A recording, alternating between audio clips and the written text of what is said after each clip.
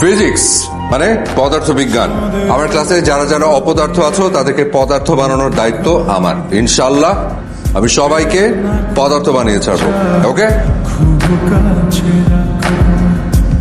এত সুন্দর করে আপনি কেন কথা বলেন? ফিজিক্স শিখবো নাকি আপনাকে দেখবো? কিরে ফিজিক্স ক্লাস কেমন হলো? ক্লাসে একটা পাজেল ঢুকছে বুঝছিস? কি করছে? আমরা কি মেঘ বালুকা? আমাদের কোচিং এর রেপুটেশনের ব্যাপার। কোর্স মুগ্ধ হওয়া তো অপরাধ না, একটা রিপ্লাই পেতে পারতাম। যতই কল দাও, ধরবো না ধরবো না ধরবো না। আমার নাম্বারে কল। হ্যালো, নাইলা শোন, তুই একটা হেল্প করতে পারবি? কি হেল্প?